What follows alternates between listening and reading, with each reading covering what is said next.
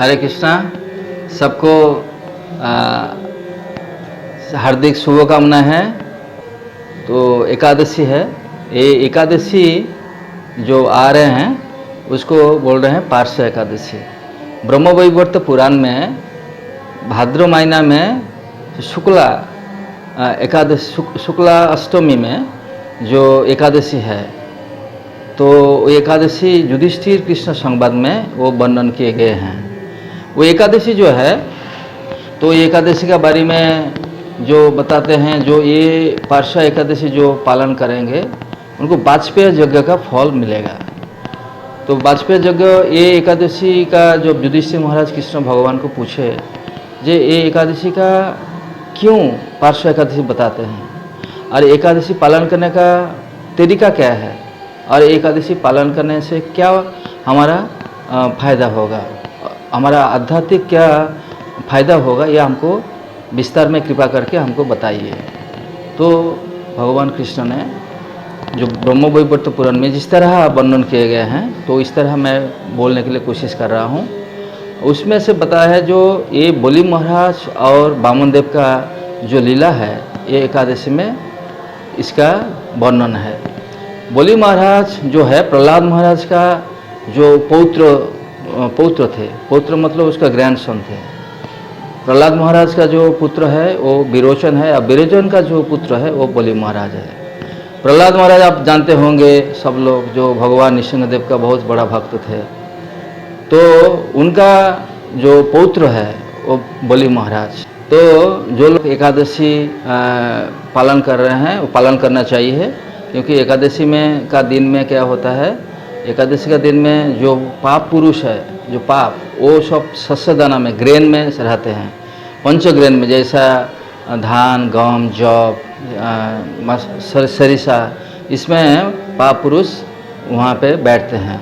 तो जो लोग एकादशी का दिन में ग्रेन खाएंगे, शस्य दाना खाएंगे, तो वो ब्रह्महत्या का पाप, एक मुट्ठी अगर कोई ग्रेन जैसे गेहूँ की, राइस, ऐसा कुछ उसका जो पका हुआ है अन्न ग्रहण करेंगे तो उनको 1 कोटि ब्रह्महत्या का पाप होगा। इसके लिए तो एकादशी का दिन कोई ग्रेन ग्रहण नहीं करना चाहिए। जैसे हम लोग एकादशी का दिन कुछ फ्रूट्स और जो है वेजिटेबल्स हम लोग ले सकते हैं। तो जो मैं बता रहे थे, जो एकादशी जो बलि महाराज का जो कहानियाँ हैं, तो बलि महाराज इतना पावरफुल थे तो स्वर्ग राज्य को दखल कर लिए।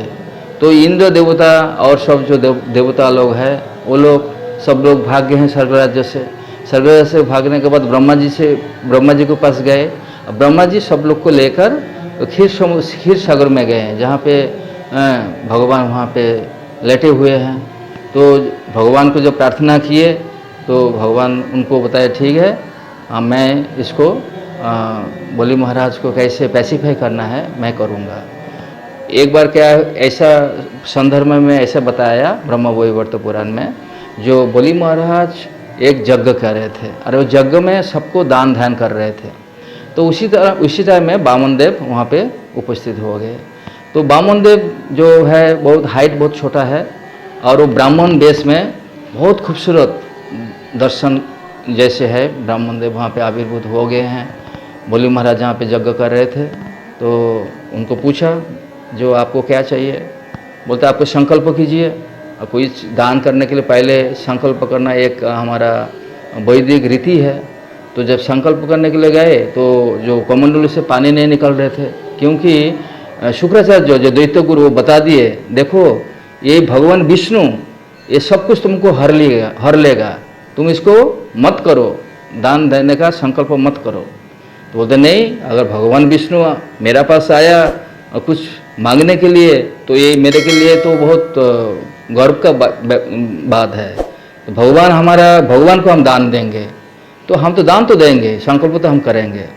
तो लेकिन शुक्राचार्य तो क्या किए, वो तो खूब सिद्धि था उनका पास, वो छोटा से भी छोटा बन सकते थे। तो वो छोटा बन के वो संकल्प करने का जो कमंडलू में पानी निकलने का जगह में वो बैठ गए। तो इसके लिए वहाँ पानी नहीं गिर रहा था। तो वामन देव बताया देखो कुछ अटक गया तो एक कुछ ग्रास से वहाँ से वो क्लियर कर दो। तो जब से क्लियर करने लगा तो शुक्राचार्य का आग में लग गया, वो तो ब्लाइंड हो गया। तो लेकिन उसको श्राप दे दिए, देखो तुम्हारा सब कुछ तुम भ्रष्ट हो जाओगे, तुम्हारा सब हर लेंगे।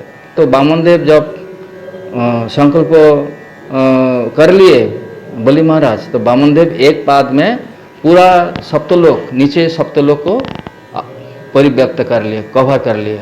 और एक पाद में वो ऊपर का जो सप्तलोक है उसको कवर कर लिए। तो बोलते हैं और एक 3 पाद भूमि देने के लिए बताते थे, और 3 पाद और एक पैर हम कहाँ रखेंगे? तो बोलते हैं और एक पैर हमारा मस्तक पर आप रखिए। तो भगवान वामन देव ने बलि महाराज का मस्तक पर जब और एक पैर रखे तो वो सूतल लोक में चले गए। लेकिन सूतल लोक में बलि महाराज का जो आत्मनिवेदन, वो सब कुछ भगवान को सरेंडर किए, आत्मसमर्पण किए, इसलिए भगवान ऋणी हो गए हैं बलि महाराज से। तो भगवान उसका दार में गेट कीपर का बन के वहाँ पर रहने लगे। तो भगवान वामन देव एक जो उनका जो प्रकाश है वो वामन देव का वो सूतल लोक में रहते हैं, बलि महाराज का सूतल लोक में रहते हैं वामन देव। और एक जो प्रकाश है वो जो अनंत शेष में लेटे हुए हैं। तो ये जो चातुर्मास्य है, श्रावण भाद्र आश्विन कार्तिक, ये 4 महीना को चातुर्मास्य बोलते हैं। श्रावण मास में जो शाक खाना माना है, और भाद्र मास में दही जो है जो वो हम लोग नहीं ले सकते हैं। और आश्विन महीना में दूध तो मिल्क हमको खाना वर्जन है। और जो कार्तिक महीना में मांस कलाई का दाल नहीं खाना चाहिए। तो इसी तरह भगवान 4 महीना में भगवान जो वामन देव का जो एक रूप जो अनंत सज्जा में क्षीर सागर में लेटे हुए हैं, शयन किए हैं। तो और कार्तिक महीना में वो उठेंगे, जो है उत्थान एकादशी। ये श्रावण महीना से कार्तिक महीना तक ये 4 महीना भगवान अनंत शेष का उसमें शरीर में लेटे हुए हैं। और उसके बीच में ये भाद्र महीना में जो शुक्ल पक्ष का जो एकादशी है, तो वो एकादशी में भगवान उसके पास फिरते हैं, इसलिए इसको बोलते हैं पार्श्व एकादशी है। ये पार्श्व एकादशी अगर कोई श्रावण भाद्र महीना में शुक्ल पक्ष में जो करेंगे तो उनको सहस्त्र अश्वमेध यज्ञों का फल मिलेगा। तो एकादशी जो अभी आ रहे हैं, तो रात 12 बजे का बाद से, तो उसी टाइम से आपको कुछ हमको पूरा ग्रेन कुछ नहीं हम ले सकते हैं। तो पूरा दिन आप साग सब्जी कुछ फल आप ले सकते हैं। तो ऐसा करके भगवान का नाम ज़्यादा जप करना चाहिए और भागवत कथा श्रवण करना चाहिए। एकादशी का रात में आपको जागना चाहिए, नहीं सोना चाहिए। तो इसी तरह आप भगवान का ये नाम जप कीर्तन भागवत कथा श्रवण करेंगे।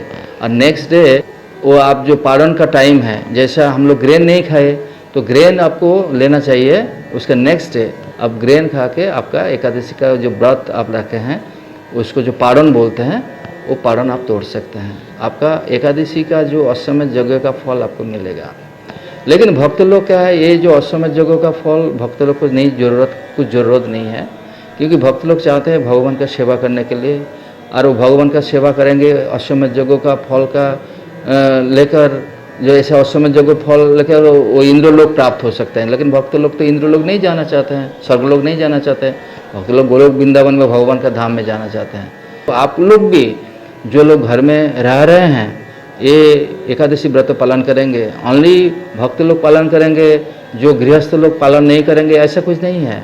सब लोग एकादशी पालन कर सकते हैं। कोई बोलते हैं विधवा लोग एकादशी पालन करते हैं, और जो हम लोग एकादशी व्रत पालन करके, किंतु ऐसा बात नहीं है।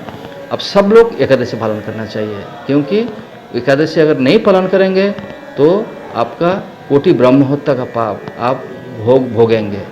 तो इसलिए नरक यंत्रणा हमको भोगना करना पड़ेगा। हरे कृष्णा, धन्यवाद।